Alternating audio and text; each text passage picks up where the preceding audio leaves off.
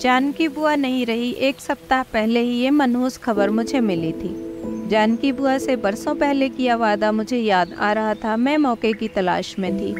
हमारे पड़ोस में जानकी बुआ, उनके पति, 2 बेटे 2 बेटियां जिनकी शादी हो चुकी थी और 2 बहुएं, पोता पोती से भरा संपन्न परिवार रहता था। मम्मी के ससुराल के आसपास के किसी कस्बे में जानकी बुआ का मायका था। इसी से दोनों में ननद भौजाई का रिश्ता कायम हो गया था।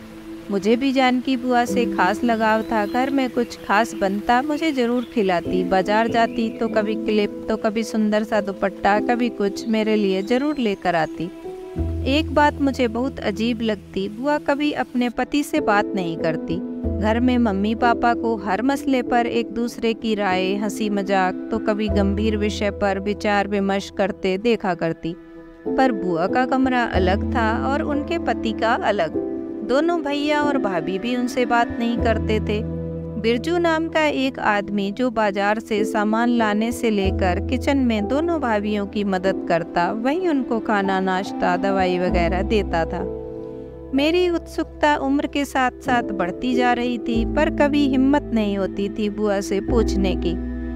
मेरे कॉलेज की मैगजीन में मेरी लिखी एक छोटी सी कहानी छपी थी। मैं घर में सबको दिखाकर दौड़ते हुए बुआ के पास गई। बुआ चश्मा लगाकर बड़े गौर से मेरी कहानी पढ़ रही थी। मेरे सर पर हाथ रखा, खूब आशीर्वाद दिया और मेरी पसंद की मिठाई मुझे अपने हाथों से खिलाई और फिर बहुत गंभीर स्वर में मुझसे कहा, तन्नू, मुझसे वादा करो, जब मैं नहीं रहूँगी दुनिया में तब तुम मेरी कहानी भी लिखना, जो आज मैं तुझे सुनाऊंगी। मैंने वादा किया। बुआ मुझे लेकर पार्क चली गई। बुआ ने कहना शुरू किया, मेरी शादी 17 साल की उम्र में हो गई थी। मेरी खूबसूरती देखकर मेरे ससुर ने मेरे पिता से मेरा हाथ अपने इंजीनियरिंग कॉलेज के प्रोफेसर बेटे के लिए मांग लिया। मेरी शादी हो गई, सब कुछ अच्छे से चल रहा था। मैं 4 बच्चों की मां बन गई थी 25 साल की उम्र में ही। सास, ससुर, ननद, जेठ, जेठानी सब मुझसे खुश रहते थे। इधर कुछ दिनों से पति घर में देर से आ रहे थे। मैंने एक दिन पूछा तो बोले, एक महात्मा शहर में आए हैं, उनका प्रवचन सुनने जाता हूँ। मेरे पति बहुत अच्छे वक्ता भी थे। उनकी आवाज़ का सम्मोहन लोगों को मंत्रमुग्ध कर देता। छोटे छोटे बच्चों और घर परिवार में उलझी मैं ज़्यादा ध्यान नहीं दिया। धीरे धीरे मेरे पति के घर आने का अंतराल बढ़ता गया। फिर मेरे पति एक कम उम्र की खूबसूरत नई नई दीक्षाली साध्वी के साथ प्रचार करने के लिए जाने लगे। घर खर्च ससुर जी ही चलाते थे। उनका कहना था, तुम लोग अपने पैसे जमा करो। उड़ती उड़ती खबर मेरे कानों में पहुंची, मेरे पति उस साध्वी के साथ प्रचार के लिए विदेश जाने वाले हैं। जब घर आए तो गेरुआ वस्त्र, गले में माला और बाल मुंडे हुए। मैं तो पैर पकड़कर रोने लगी। बच्चों का वास्ता दिया पर कोई असर नहीं। पासबुक, कपड़े और कुछ कागजात लेकर यह कहते हुए चले गए कि मैं मोह माया से मुक्त हो गया हूँ, मुझे असली और सच्चा ज्ञान मिल गया है। हंसते खेलते परिवार पर मानो बिजली गिर गई हो। मैं बच्चों को पकड़कर रोती, फिर उन्हें चुप कराती। अकाउंट के सारे पैसे भी लेकर चले गए थे मेरे पति। ससुर को दिल का दौरा पड़ा, वो ये आघात झेल नहीं पाए। सबकी नज़रें बदल गई थी। सास मुझे कुलक्षणी नाम से बुलाने लगी। कौड़ी कामाख्या की जादूगरनी है ये, अपने रूप से ससुर को मोहित कर लिया। अब पति और ससुर दोनों को घर से दूर कर दिया। जेठानी और उनके बच्चे मुझसे नौकरानी सा व्यवहार करते। मेरे बच्चों पर भी उन्हें तरस नहीं आता था। सूना बिस्तर, रात भर रोती रहती, तकिया गीला हो जाता। कैसे कटेगी जिंदगी। एक रात जेठ कमरे में आए और बोले, मुझे खुश रखोगी तो सब कुछ ठीक हो जाएगा। मैं सिहर उठी। ओह, जेठ का ये रूप देखकर। सुबह होते ही मैं मायके चली गई बच्चों के साथ। बाबूजी रिटायर हो गए थे। भैया पेंशन का पैसा उठाकर लाते और भाभी के हाथ में दे देते। अम्मा बाबूजी भी अपनी मजबूरी जाहिर कर चुके थे।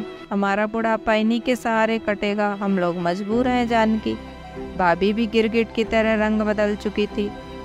एक दिन मेरे बचपन की सहेली मुझसे मिलने आई। मेरा दुख दर्द सुनकर उसने कहा, जानकी, जिसका पति उसका साथ छोड़ देता है, उसका ना कोई मायका ना कोई ससुराल। तो हिम्मत कर, मेरे पति वकील हैं, जितना हो सकता है तुम्हारी मदद करेंगे। रात भर सोचकर कल बताना। मैं रात भर सोचती रही, बच्चों से नौकरों सा बर्ताव। स्कूल में बच्चों को दूसरे बच्चे चिढ़ाते थे, देखो साधु का बेटा आ गया। बच्चे भी रोते हुए कहते कल से स्कूल नहीं जाना। और मैंने मन बना लिया। पति अपनी नौकरी से इस्तीफा भी दे चुके थे। मैं अपनी सहेली से सुबह सुबह ही दृढ़ संकल्प के साथ मिलने चली गई। उसके पति के कहे अनुसार ही मुझे ससुराल में करना था। ससुराल में खूब हंगामा ड्रामा हुआ। मैंने कहा मेरे हिस्से के घर का पैसा दे दीजिए, नहीं तो कानूनी कार्रवाई करूंगी और किसी दूसरे को बेच दूंगी। सहेली के पति का नाम लेकर मुझे चरित्रहीन भी कहा गया। बेटा कम उम्र की साध्वी के साथ विदेश में क्या क्या कर रहा है कोई पूछने वाला नहीं है। और मैं 4 बच्चों को लेकर दूसरे शहर चली आई। अपने हिस्से के घर के पैसे तो मैं ले ही चुकी थी, यही मेरी हिम्मत थी। 4 बच्चों का नाम सरकारी स्कूल में लिखा दिया। एक कमरे में सिलाई का काम शुरू किया। टिफ़िन भी बनाती, बच्चे भी सहायता करते। बच्चों ने खूब साथ दिया, पढ़ने में भी खूब मन लगा रहे थे।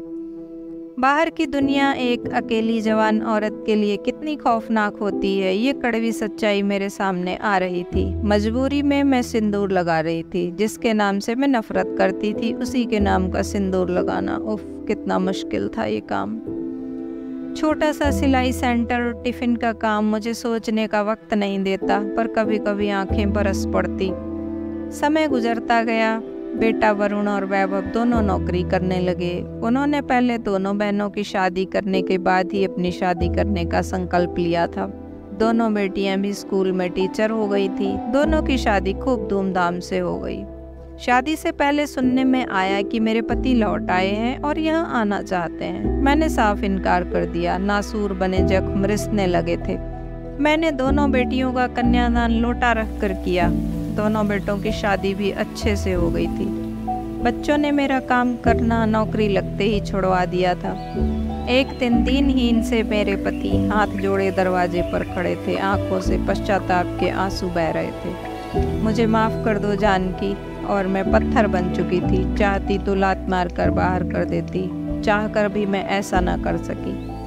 आज 15 साल हो गए एक घर में रहते हुए भी मैंने कभी उनसे बात नहीं की। बच्चे भी उनसे बात नहीं करते। बेटियां आती हैं, पूरा परिवार हंसता खेलता है, घूमने जाता है। ये पश्चाताप के आंसू अपने कमरे में बहाते रहते हैं।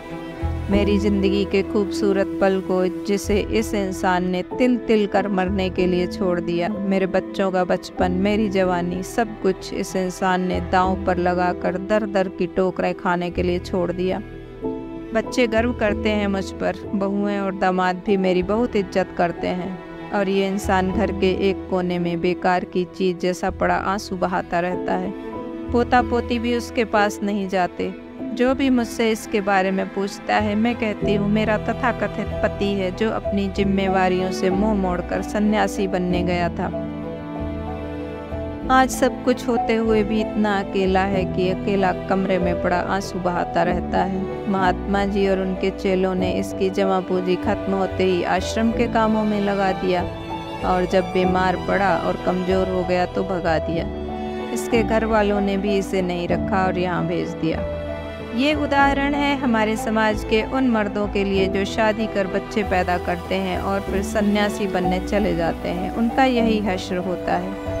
बिरजू खाना पीना नाश्ता सब कमरे में दे आता है, वो भी इससे कम ही बात करता है। बच्चे बड़े हो गए तो मैंने सिंदूर लगाना भी छोड़ दिया। मैं इतनी दूर आ चुकी हूँ, इसका होना या ना होना मेरे लिए कोई मायने नहीं रखता।